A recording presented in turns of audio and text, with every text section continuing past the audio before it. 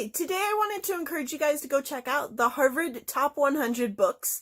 It is super easy to find online. All you have to do is Google Harvard Top 100 Books, and you will get like all kinds of options, and they're all just the same 100 books, just in different formats, like list formats, so you can check off how many you've done. So some backstory on the list. In 2010, the people at Harvard Bookstore decided to try and find out what the top 100 books were, like out of favorites and books that had most impacted people's lives, stuff like that. And so they had all their employees submit a list of their favorite books in order of preference. And then they put all those lists together and tried to figure out from those lists what the top 100 books were.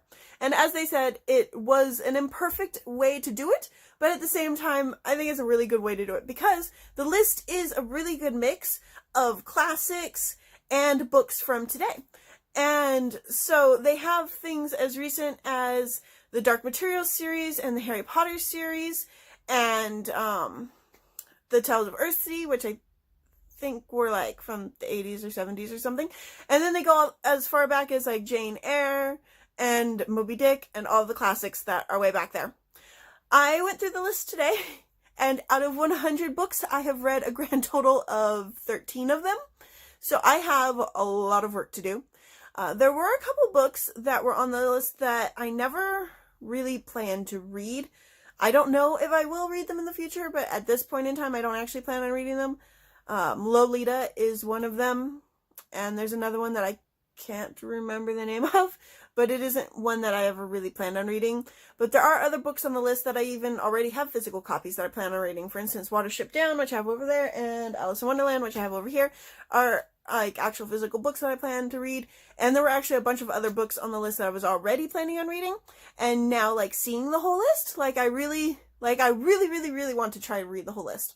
And I definitely suggest you guys take a look at it. Even if you don't plan on using it as one of your things to, like, help with a TBR to decide what books you want to read, I think it's still a cool list to look at and see, what books have affected your life, and are they on the list, and, like, have they affected other people's lives? I think that is something that's, like, always interesting to see. I mean, obviously we know Harry Potter has affected, like, entire generations of lives, but seeing other books like Tales of Earthsea being on the list, like, I was really surprised because I didn't expect it to be on the list. Of course, there were a bunch of books that I had read in high school or in college that were on the list. There was like one Shakespeare book. There was Hamlet on there. Now that I think that, I'm actually surprised Lord of the Flies wasn't on there. I need to reread that. But I think it's a really good list. And there's a bunch of lists out there that you can use to search. When I came across this list, I was actually trying to find another Harvard list that I'm pretty sure was a Harvard list that was like made really, really long time ago. And you could actually like buy the full set of the books, but it was like hundreds of dollars because it's like 100 books. And I'm still trying to find that list. But this list is a good start.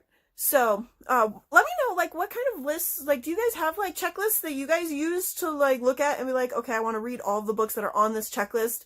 That is some checklist that is used by, like, many people. Because I do want to see, like, other checklists. I do want to compare against other lists. So let me know down in the comments, and I will see you guys in a couple more days.